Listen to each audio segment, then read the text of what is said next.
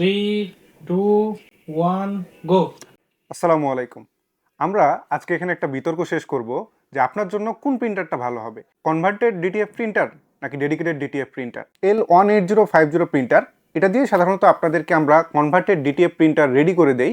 এই প্রিন্টারটাকে বানানো হয়েছে সাধারণত হাই কোয়ালিটি ফটো প্রিন্ট করার জন্য, ডকুমেন্ট প্রিন্ট করার জন্য, অফসেট পেপার প্রিন্ট করার জন্য। এটাকে কখনোই ডিটিএফ ফিল্ম প্রিন্ট করার জন্য তৈরি করাই হয় নাই। এখন অনেকেই বলবেন কনভার্টেড ডিটিএফ প্রিন্টার দিয়ে তো সাধারণত প্রিন্ট অনেক স্লো হয়ে যাবে, নজেল ক্লক হয়ে যাবে, ব্লা ব্লা অনেক কোশ্চেনই আসতে পারে। এখন কথা হচ্ছে, এই প্রবলেমগুলো কি শুধু কনভার্টেড ডিটিএফ প্রিন্টারেই হয় নাকি ডেডিকেটেড ডিটিএফ প্রিন্টারেও হয়? আসুন আপনাদেরকে আসল মেকানিজমটা আমি বুঝিয়ে বলি। এখানে কনভার্টেড ডিটিএফ প্রিন্টার বলুন আর ডেডিকেটেড ডিটিএফ প্রিন্টারই বলুন, দুটোটাতেই একটা জিনিস কমন, সেটা হচ্ছে এর ডিটিএফ ইঙ্ক। যেহেতু দুই প্রিন্টারেই ডিটিএফ ইঙ্ক ব্যবহার হচ্ছে, সেহেতু দুইটাতেই নজেল ক্লক বা হেড ক্লক হয়ে যাওয়ার মতো আশঙ্কা থাকে। এখন কথা হচ্ছে, কেন ডিটিএফ ইঙ্ক ব্যবহার করার কারণে আমাদের হেড ক্লক হয়ে যাবে বা নজেল ক্লক হয়ে যাবে বা প্রিন্ট স্লো হয়ে যাবে? এটার কারণ হচ্ছে ডিটিএফ ইঙ্কের থিকনেস সাধারণত ডেস্কটপ প্রিন্টারের জন্য যেসব ইঙ্ক হয় তার তুলনায় অনেক বেশি। কারণ এটা হচ্ছে ফিল্মে প্রিন্ট হচ্ছে আপনার, আর এটা যখন আপনার টি শার্টের উপরে বসবে এটা একটা আস্তরণ তৈরি করবে। সো এটার থিকনেসটা সাধারণ ইঙ্কের তুলনায় অনেকটা বেশি, যার কারণে এটাকে যদি আপনি একদিন বা 2 দিন বা 3 দিন বন্ধ রাখেন, তখন দেখবেন আপনার হেড ক্লগ হয়ে গেছে বা নজেল ক্লগ হয়ে গেছে বা কালি আসছে না।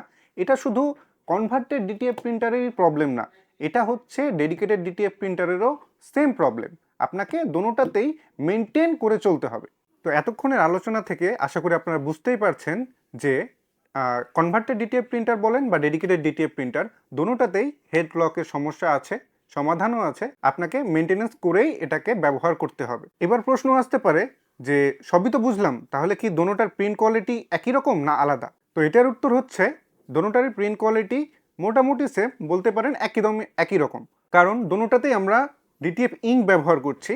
এখন ইঙ্কের ব্যবহারের কারণে আপনার পার্থক্য আসতে পারে, এটা কখনোই প্রিন্টারের কারণে না।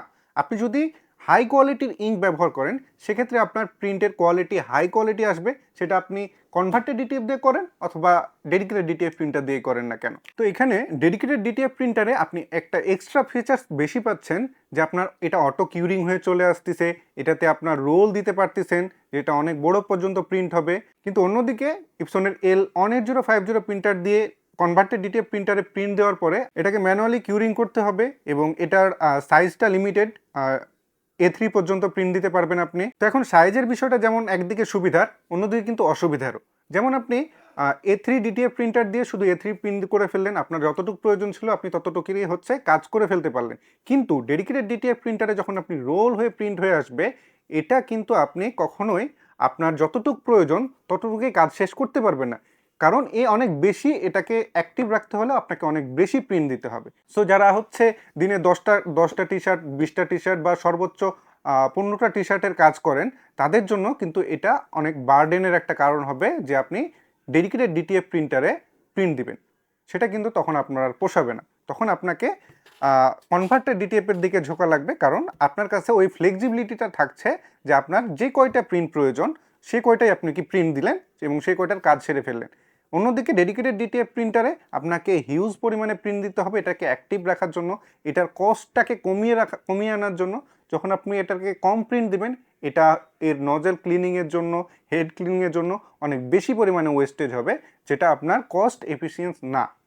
এটা আপনার প্রিন্টিংয়ের কস্টিংটাকে আরও বাড়িয়ে দেবে। এখন আসি সবথেকে গুরুত্বপূর্ণ একটা বিষয় এবং শেষ বিষয়, এটা হচ্ছে আপনার দামের বিষয়।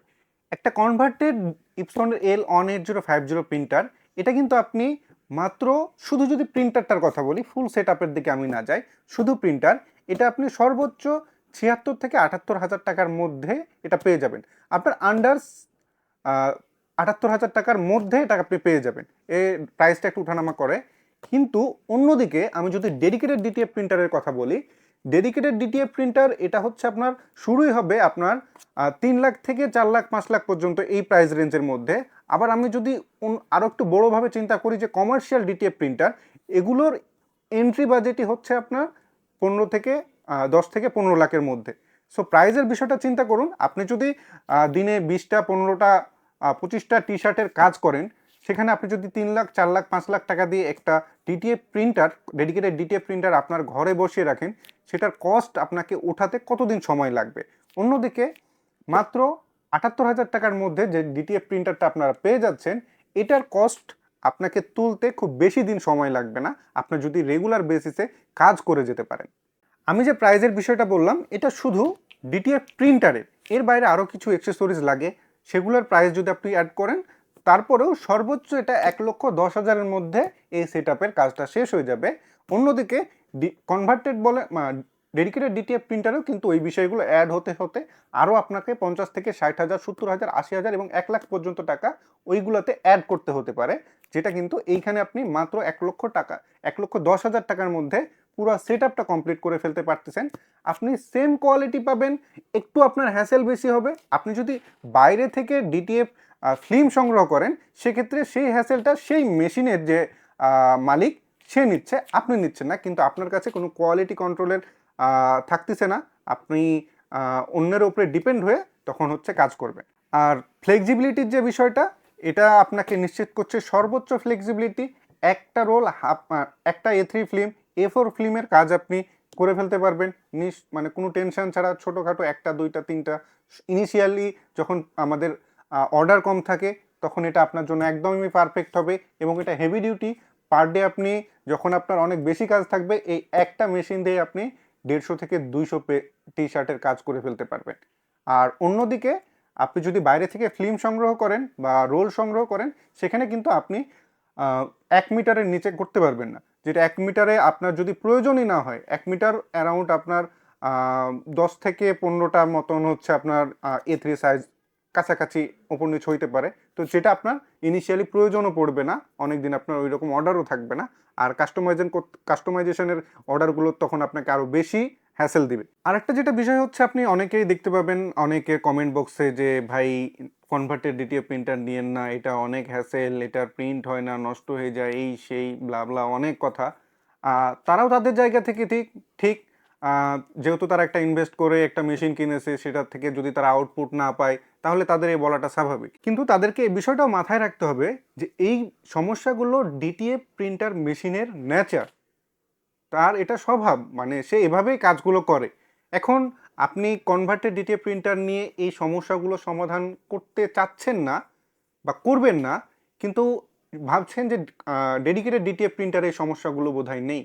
সেগুলো তো সেম সমস্যা। আপনি যদি তার কাছ থেকে রোল সংগ্রহ করে নিয়ে আসেন, হয়তো আপনি ওই সমস্যাটুকু ফেস করতেছেন না, কিন্তু যে আপনাকে ওই রোলটা প্রোভাইড করতেছে সে কিন্তু ঠিকই এই সমস্যাগুলো প্রতিদিনই ফেস করতেছে। আমাদের এই ভিডিওটা করার উদ্দেশ্য ছিল যে অনেকেই মনে করে যে শুধু কনভার্টেড ডিটিএফ প্রিন্টারে এই হ্যাসেলগুলো, এই প্রবলেমগুলো হয়, ডেডিকেটেড ডিটিএফ প্রিন্টারে এই প্রবলেমগুলো হয় না। এটা সম্বন্ধে আপনাদেরকে অ্যাওয়ার করার জন্যই আমরা এই ভিডিওটা বানালাম, যে আপনি যদি মনে করেন যে শুধু হ্যাসেলের কারণে আমি ডেডিকেটেড প্রিন্টারে যাব, তাহলে কিন্তু আপনি কখনোই হ্যাসেল থেকে মুক্তি পাবেন না। ডেডিকেটেড ডিটিএফ প্রিন্টারে যেও আপনি কিন্তু সেম প্রবলেমগুলো ফেস করবেন। এখন যদি বলেন আমাদের পরামর্শ কি, আমরা বলবো আপনার যদি বাজেট কম থাকে আপনি তাহলে কাজ শুরু করার জন্য initially ইপসনের L1850 A3 DTF printer দিয়ে আপনি কাজ শুরু করতে পারবেন। আর আপনার যদি বাজেট বেশি থাকে, কাজের পরিধি বড় থাকে, তাহলে আপনি অবশ্যই ডেডিকেটেড ডিটিএফ প্রিন্টারে যান ইনশাআল্লাহ। তো আমরা যদি আপনাদের কোনো কোশ্চেনের উত্তর এখনও না দিয়ে থাকি, বা আপনাদের মনে যদি আরও কোনো কোশ্চেন থাকে, বা আমরা কোনো পয়েন্ট মিস করে থাকি, তাহলে আপনারা নিশ্চয়ই কমেন্ট বক্সে সেগুলো জানিয়ে দেবেন। আমরা ইনশাআল্লাহ চেষ্টা করবো আপনাদের প্রত্যেকটি কমেন্টের উত্তর দিতে ইনশাআল্লাহ। ততক্ষণ পর্যন্ত ভালো থাকবেন, সুস্থ থাকবেন। আসসালামু আলাইকুম ওয়া রাহমাতুল্লাহ। জাযাকুমুল্লাহ খায়রান।